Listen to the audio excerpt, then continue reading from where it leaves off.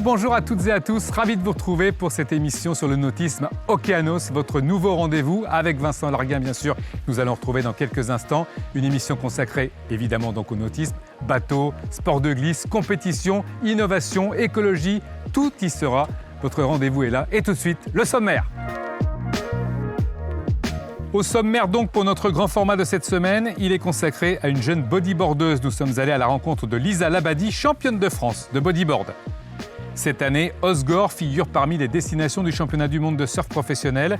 Pour l'occasion, les meilleurs surfeurs et surfeuses de la planète s'affronteront le week-end prochain là-bas pour y disputer simultanément la Quicksilver Pro France côté masculin et le Roxy Pro France chez les féminines.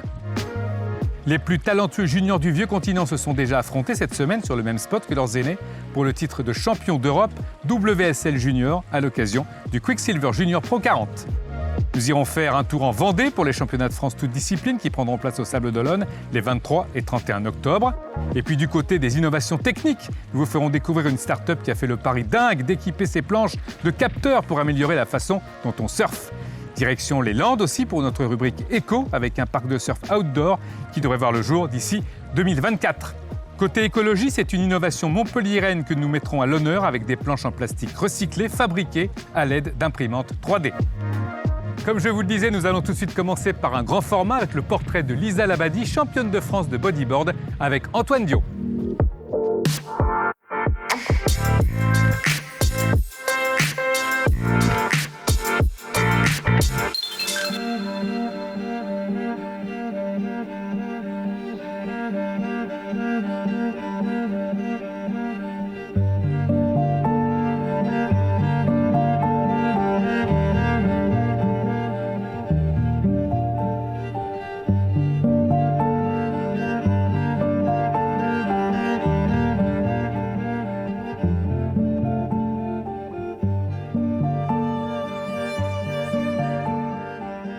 Elle y met tout ce qu'elle peut, même dans le body surf là, qu'elle pratique.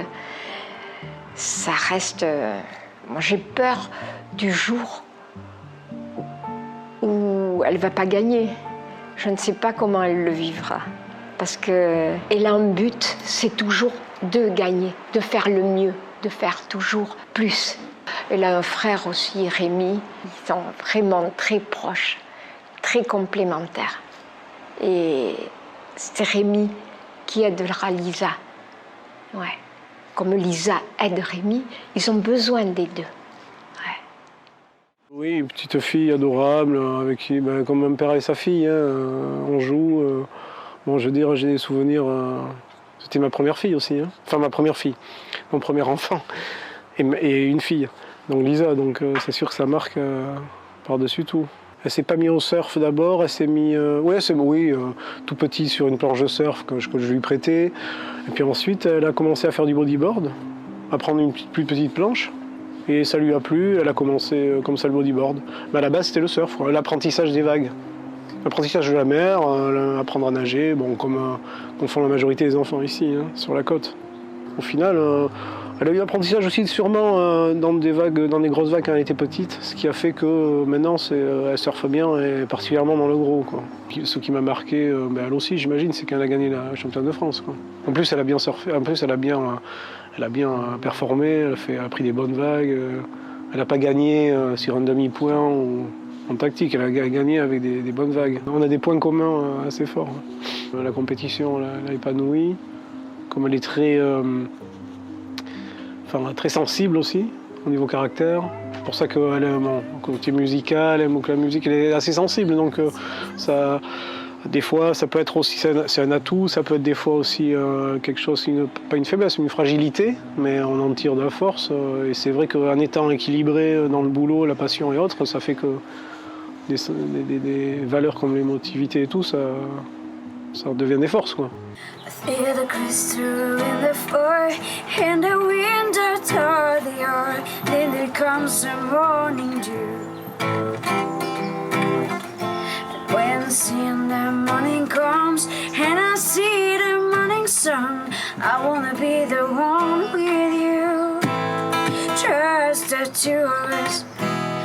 We can make it, never try. You're just the two of us. Oh, you and I. on s'est connus à ma naissance. Nos mamans étaient meilleures amies, donc on a grandi ensemble. Et quelques années plus tard, sa maman était avec mon oncle, donc on est devenus une vraie famille. C'est comme une grande sœur. Lisa et moi, on a ce truc du sport qu'on a en commun, qu'on partage beaucoup. Donc en fait, je partage avec elle que ce soit les moments de session dans l'eau depuis qu'on est petite, où on va se tirer vers le haut, et Lisa va me tirer souvent vers le haut, hein, qu'on se le dise. Peut-être que Lisa aussi, à l'approche d'une compétition, il faut savoir lui parler ou pas, à certains moments aussi. Savoir les moments où elle a peut-être besoin de s'entraîner un peu seule, d'autres moments où elle a besoin de voir du monde. Lisa, c'est quelqu'un, elle est très discrète, elle fait les choses dans son coin. Elle n'a pas forcément besoin de reconnaissance ou quoi. C'est quelqu'un qui est ultra bienveillante. Je pense que c'est quelqu'un qui aime et qui aime fort les gens qui l'entourent. Elle a cette maturité, elle est posée, elle sait ce qu'elle dit, elle sait ce qu'elle fait. Et je pense qu'elle a besoin de personne pour lui dire quoi faire. Elle a besoin juste que les gens soient là pour l'accompagner, plus du côté émotionnel, je pense, que dans la réussite. Dans l'eau, Lisa, elle est cool, elle est très sympa avec tout le monde, mais elle est dans son truc. Elle reste dans son truc. Après, c'est toujours hyper agréable d'aller à l'eau avec elle parce que elle va avoir un quart d'heure où elle est focus dans son truc, et puis après elle va arriver, et je pense que j'aime bien aussi rigoler avec elle, donc 2-3 blagues, mais elle reste quand même très très focus. Mais c'est normal, elle fait de la compète pour ça. Mais Lily, on s'est rencontrés en plus à un moment pas ultra marrant à la base. On était en confrontation sur un poste pour RIP. Donc la première fois qu'on s'est rencontrés, on était plus ennemis par principe qu'amis, quoi. Il y a le surf, après, tu vois, on a commencé à délirer, à aller boire des verres ensemble, et c'est comme ça que ça s'est fait. La relation, elle est particulière. Enfin, moi, j'ai très peu de gens proches de moi. Même ma famille, je les vois très peu. Et Lily, elle est venue compléter justement le peu d'entourage que j'ai. C'est vraiment personne de confiance. Et puis vraiment le même état d'esprit vis-à-vis du surf, quoi. Toujours cette envie d'aller à l'eau, toujours cette envie de rigoler dans l'eau, même si il fait 0, et qu'on se caille complet et que les vagues sont dégueulasses. On y va tout le temps, toujours avec le sourire, on ressort toujours avec la banane. Mais après, c'est un peu le propre de cette relation. Je pense qu'elle nous apporte autant à l'un qu'à l'autre, presque que du positif. On est toujours en train d'essayer d'exclure tous les aspects négatifs, quoi. Un mot vraiment qui la représente, c'est le dévouement, dans tout.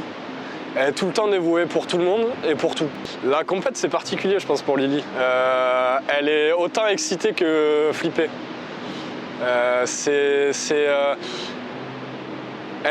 Quand elle s'entraîne, elle est dans son aspect fun qu'elle connaît, et pourtant c'est marrant parce qu'elle dit toujours qu'elle va s'entraîner. Elle parle rarement d'aller juste surfer pour le plaisir, elle est toujours dans un mood d'entraînement malgré tout, en prenant beaucoup de plaisir.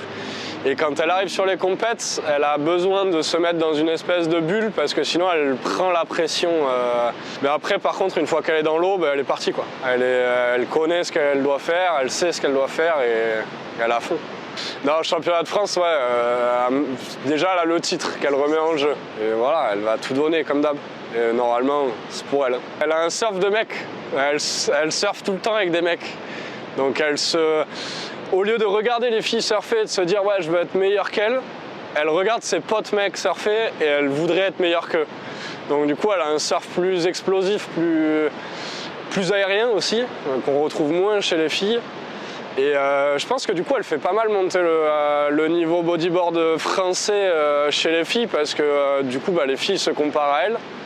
Et du coup forcément elle fait grimper le niveau grâce à ça, donc ça c'est cool.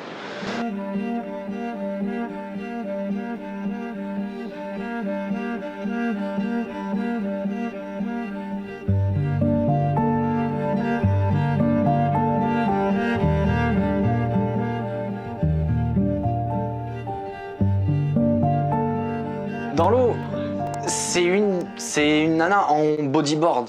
Et une nana en bodyboard sur la côte basque, avec ses cheveux, ça passe pas inaperçu. tout le monde la voit. Mais elle reste discrète, elle reste dans son coin, elle attend ses vagues. Et par contre, quand il y a la bombe et qu'elle est placée, c'est pour elle et tout le monde le sait. Lily, elle a pas peur. Lily a pas peur. C'est solide, elle y va. C'est tempête, elle y va. C'est tempête, elle y va. À la grande plage, les vagues éclatées, au plein bas, tout plein de vent, en pleine tempête. Elle m'a traîné plus d'une fois avec elle parce qu'elle a cette motivation à aller tout le temps dans l'eau. Ça fait pas sa vie, c'est sa famille, ses amis, la musique et le surf. Et le surf, elle y va. Et c'est 3 fois par jour, 2 fois par jour, 3 fois par jour, jusqu'à se rincer, jusqu'à arriver capoute.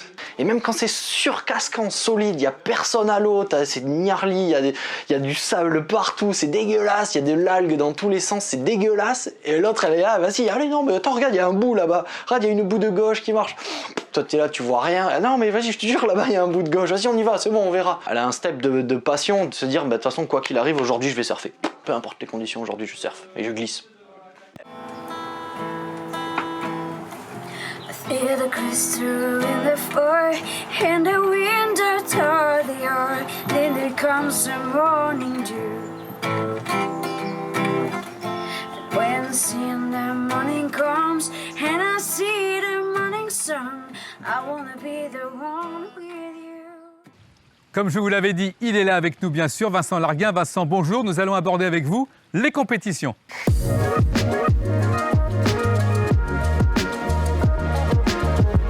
Oui, bonjour Denis. Effectivement, du 16 au 24 octobre, ce qui se fait de mieux en matière de surf débarque à Osgore et Seignos. Concrètement, c'est une compétition qui durera 9 jours.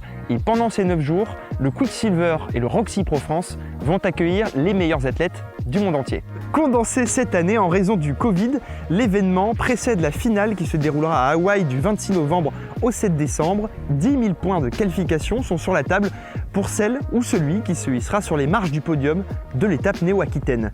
96 riders et 64 riders du Championship Tour et des 7 WSL Regional Qualifying Series profiteront de la outlandaise et basque. L'événement sera diffusé en direct sur worldsurfleague.com et l'application WSL. Côté junior, le championnat européen a déjà repris du service également avec les épreuves du Quicksilver et Roxy Pro Junior 40 au Cap-Breton. L'an dernier, les deux Français, Juliette Lacombe et Thiago Carrick, avaient su dominer la compétition. Du 23 au 31 octobre, 500 compétiteurs sont attendus en Vendée au Sable d'Olonne pour le championnat de France toutes disciplines. Ce véritable rendez-vous pour les riders français verra 9 disciplines disputer le titre de champion de France. Parmi elles, le shortboard, le longboard, le bodyboard ou encore le kneeboard disputeront la compétition sur 3 spots que sont la plage de Tranchée, la grande plage de la Baie des Sables et Sauveterre. Concrètement, c'est 39 titres nationaux qui seront mis en jeu pour cette compétition qui prendra place sur 9 jours.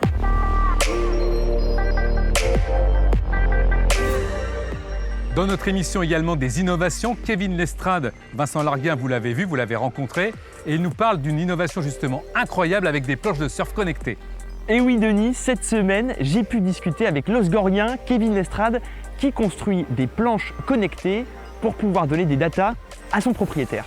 Alors la planche n'est pas encore capable de parler, elle permettra pourtant aux riders de haut niveau de corriger des mauvaises habitudes. Kevin Lestrade est avec nous pour en parler. Kevin Lestrade, racontez-nous, est-ce que ce n'est pas un peu un paradoxe de vouloir équiper des planches de surf qui sont censées être écolos de capteurs ultra-tech ?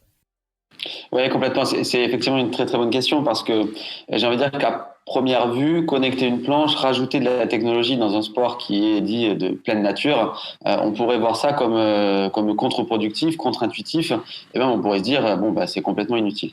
Alors qu'en réalité, il y a un véritable besoin aujourd'hui, notamment dans la quête de performance, dans la quête de recherche d'amélioration pour les surfeurs de très haut niveau, qui ont besoin aujourd'hui d'avoir de plus en plus de données par rapport à leurs pratiques, notamment par rapport aux différents éléments d'interaction entre eux, la planche et leur environnement qui est une vague. Il faut savoir qu'aujourd'hui, on a très très peu de données physiques, mathématiques sur la compréhension de ce qui se passe quand un surfeur évolue sur la vague. Et donc l'objectif des planches connectées, c'est de venir non pas apporter un gadget, mais d'apporter un véritable outil d'entraînement, de perfectionnement pour les surfeurs de très haut niveau. Si je fais un peu le parallèle, ce sont des outils qu'on utilise déjà beaucoup depuis une vingtaine d'années dans des sports comme le tennis et le golf pour aller corriger la gestuelle et s'approcher le plus possible du geste parfait. Et bien dans le surf, c'est la même chose. On vient mesurer les appuis du surfeur au niveau des jambes, au niveau du haut du corps, et on vient essayer de faire en sorte d'expliquer à l'athlète ce qu'il doit faire pour corriger sa gestuelle, sa posture et s'approcher du geste parfait. Je crois qu'aujourd'hui, le surf est avant tout un sport loisir, un sport plaisir. Mais il n'empêche que ce sport plaisir, si on veut qu'il soit pratiqué par tous, il faut aussi qu'il fasse rêver. Et un sport, pour faire rêver, il y a besoin de très, très hautes performances. Il y a besoin d'avoir des athlètes qui sont capables d'aller toujours plus vite, d'aller toujours plus fort, d'aller toujours plus haut. Et donc, pour ça, ils ont besoin, eux, d'avoir des outils complémentaires pour pouvoir s'entraîner. Donc je dirais qu'aujourd'hui, les planches connectées sont un formidable outil complémentaire pour n'importe quel athlète qui souhaiterait s'entraîner, mais il n'empêche que ça doit rester une planche minoritaire, j'ai envie de dire, dans l'ensemble des planches qu'un surfeur doit avoir. Une planche connectée ne s'utilise pas en autonomie, c'est un outil complémentaire avant tout pour un coach et pour un entraîneur, même si un athlète aujourd'hui va être en capacité de pouvoir observer ces données, et il ne faut pas oublier l'œil du coach qui va être super important lui pour pouvoir donner le bon conseil au bon moment. Il y a une deuxième technologie qu'on appelle la technologie FoamTech, qui est pour le coup non pas pour les athlètes de haut niveau, mais qui est plutôt pour les primo-surfeurs, donc ceux qui découvrent le surf principalement dans les écoles ou lors de la location de matériel. On a développé en fait tout simplement aujourd'hui la première planche, j'ai envie de dire à la fois sécuritaire et qui permet de pouvoir progresser en toute autonomie. Tout simplement, c'est une planche qui a un noyau en résine et dont seuls les rails sont en mousse. Donc on va retrouver la même protection et la même sécurité qu'une planche en mousse classique qu'on a dans les écoles, mais on va retrouver la performance d'une planche en résine. Voilà, donc le combo parfait pour les surf camps, les écoles de surf, les loueurs de matériel. On ne peut pas se passer du surf, que ce soit été comme hiver. Les passionnés veulent en faire, ils veulent pratiquer. Et Vincent, il y a une nouvelle qui vient d'arriver qui va être révolutionnaire. Oui Denis, c'est une nouvelle incroyable pour les amateurs de glisse. Un parc entièrement dédié à la glisse devrait voir le jour dans les Landes en 2024. Véritable aubaine pour les professionnels de la glisse, ces structures pourraient permettre d'avoir des vagues sur commande pour préparer les prochains JO. Christophe Chaumet, qui est l'un des initiateurs de ce projet, a accepté de nous répondre. Christophe, concrètement, comment ça fonctionne ce parc? Expliquez-nous comment vous allez le mettre en place. Waveland, c'est une jeune société landaise, on l'a créée dans les Landes. C'est une société qui a but de développer des concepts de projets autour du sport, du bien-être et de la nature. Je pense que ce qui est en totale adéquation avec la recherche de la clientèle actuelle.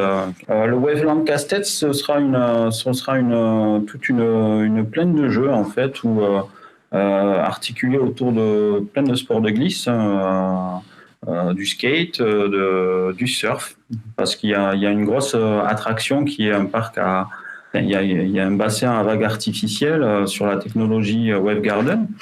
Donc là, pour nous, la plus efficiente et celle qui correspond le plus au type de clientèle que l'on veut avoir, c'est-à-dire ça touche un maximum de personnes en même temps.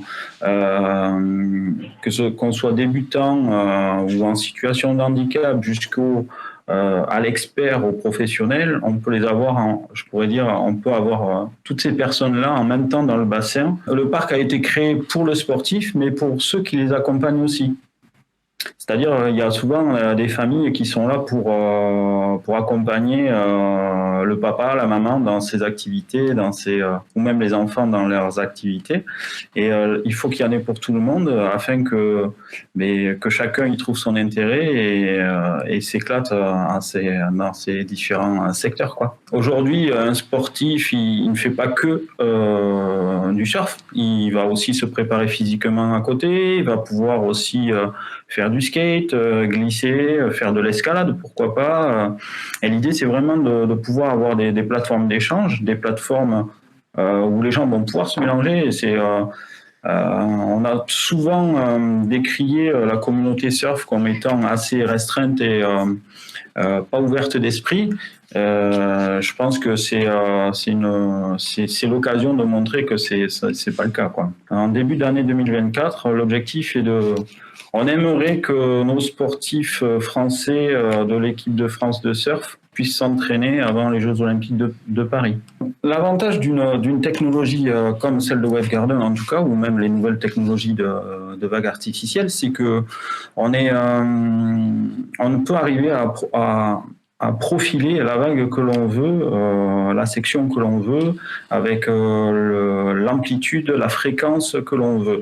Donc, dans le schéma d'entraînement, c'est mieux pour réviser des gammes, pour vraiment travailler des figures. On voit que le surf a évolué vers de l'acrobatie, vers des figures aériennes, des aériales, etc. Et ce type d'infrastructure est typiquement adapté pour ça, quoi. Vous avez découvert tout à l'heure Lisa Labadie avec son entourage. Cette fois, on va rentrer de plein pied, si j'ose dire, dans la compétition, sa préparation. Comment se débrouille-t-elle? Comment fait-elle? Elle est championne de France de bodyboard.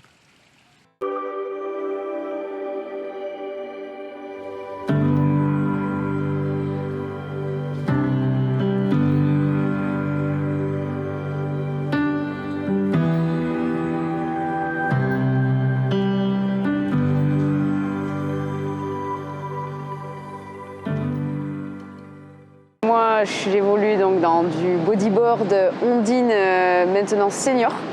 Ça a un petit peu évolué au niveau des appellations avec la Fédé.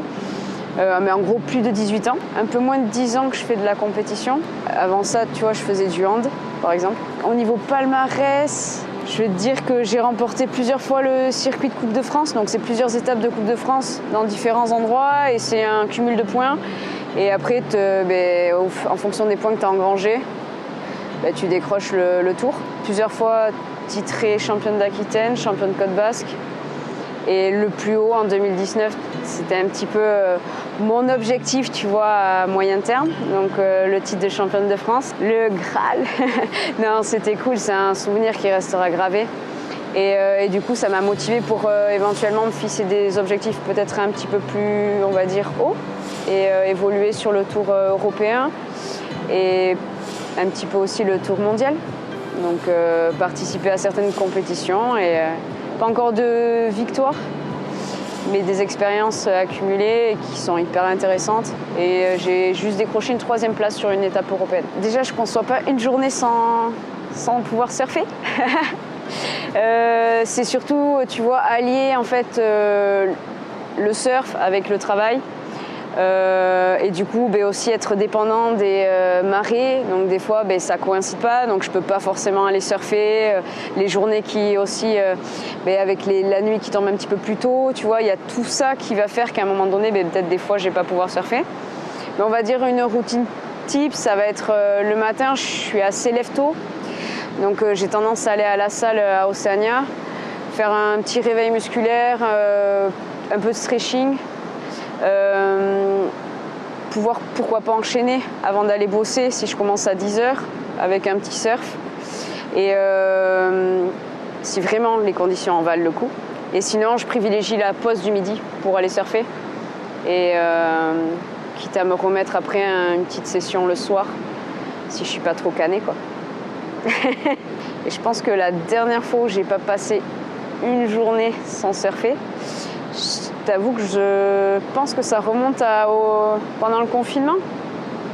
Donc ouais, même tu vois la marée démontée ou autre, je sais que j'ai toujours des gens autour de moi motivés. Et du coup, tu vois, en plus de ma motivation, on arrive toujours à se trouver quelques petits bouts à surfer, quoi. Ça n'a jamais été, tu vois, mon rêve d'éventuellement être professionnel, tu vois, dans ce sport-là. Tout en sachant que, tu vois, avant, j'en faisais vraiment en loisir.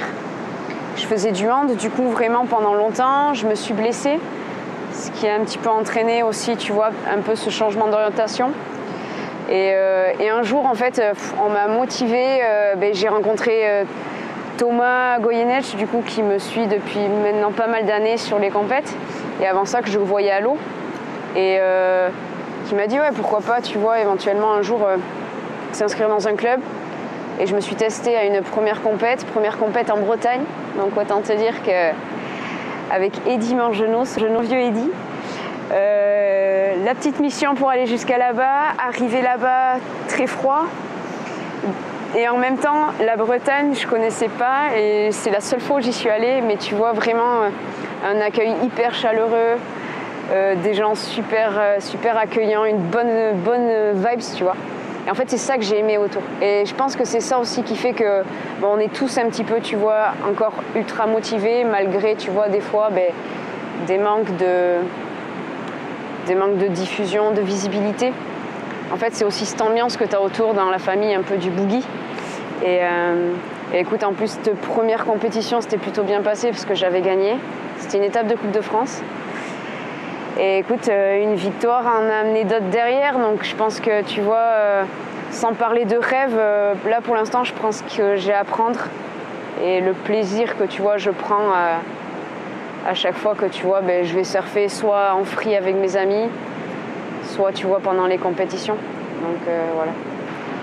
J'ai ma famille qui est, tu vois, je suis très famille, j'ai un lien très proche avec mes grands-parents, mon petit frère, mes parents également. Et du coup, c'est des valeurs sûres sur lesquelles, tu vois, je peux me reposer à des moments où, tu vois, des fois, peut-être en période de boulot allié avec le sport, où finalement, j'arrive plus trop à tout maîtriser. Alors que je suis persuadée de pouvoir tout maîtriser seule. Et en fait, non, à un moment donné, tu te rends bien compte que tu as besoin de soutien, comme tu dis.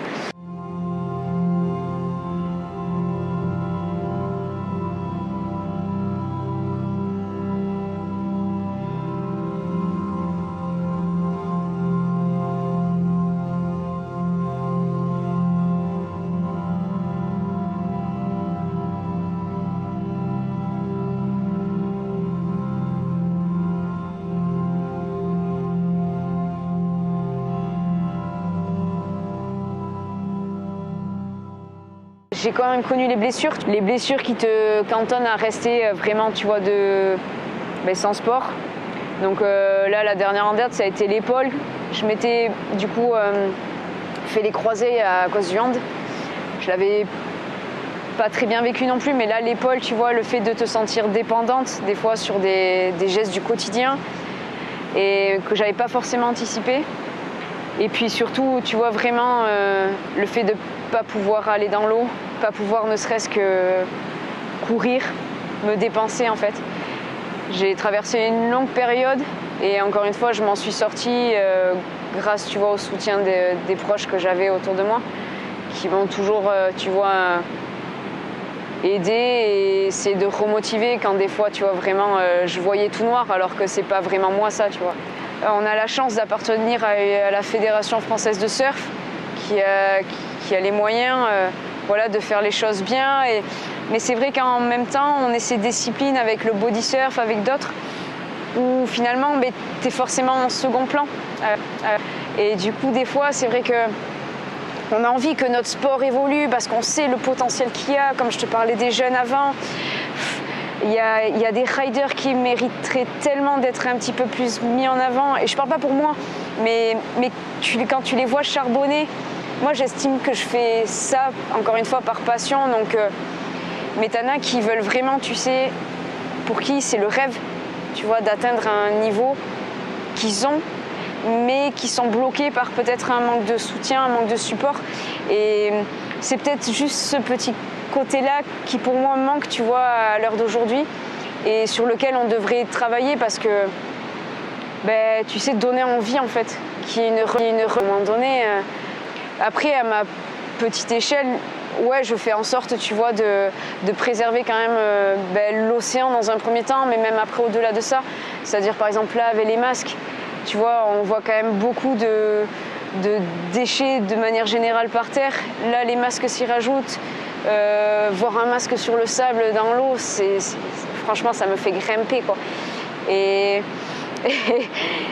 tu vois, ça serait peut-être sensibiliser davantage peut-être les gens sur quand on parle vraiment de réchauffement climatique, de notre planète qui est en train de partir un petit peu en vrille. Mais juste, tu vois, au niveau de la qualité des océans, cette année, on a eu un phénomène d'algues. Je pense que c'est quand même étroitement lié avec tout ce qui se passe autour. Et encore une fois, ça c'est très local, mais après à l'échelle mondiale, il y a beaucoup de choses, tu vois, qui dégénèrent et dont on parle des fois pas du tout.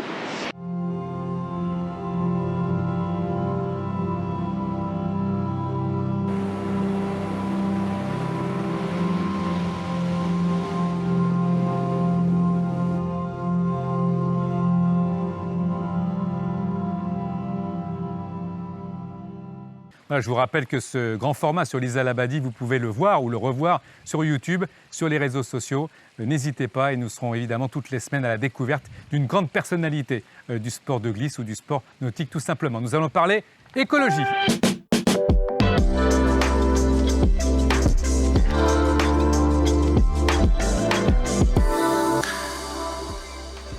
Vincent, nous allons parler écologie. Je vous le disais, il n'y a pas que la technique, il n'y a pas que l'économie, il y a l'écologie qui prend beaucoup de place maintenant dans le sport et c'est tant mieux dans la vie en général. Et nous allons découvrir quelque chose d'incroyable. Regardez. On a beaucoup parlé surf et surfeur plus précisément dans cette émission, Denis, mais pour l'écologie, cette fois on va aller côté shaper, ceux qui font les planches, avec Youyo, une start-up montpelliéraine qui s'est affichée pour objectif de réduire au maximum l'empreinte écologique des planches, construire avec des matériaux naturels ou recyclés comme la fibre naturelle de basalte ou la résine biosourcée à base d'huile de lin. La conception des planches de Youyo pourrait bien transformer le shaping et s'imposer dans le secteur. Mais ce qui est le plus surprenant avec cette entreprise, c'est que les planches sont également construites à l'aide d'imprimantes 3D.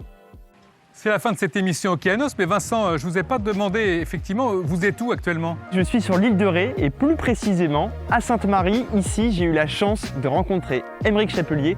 C'est le prochain long format d'Océanos. Merci d'avoir été avec nous. On a hâte d'être à la semaine prochaine pour la découverte d'Aymeric Chapelier.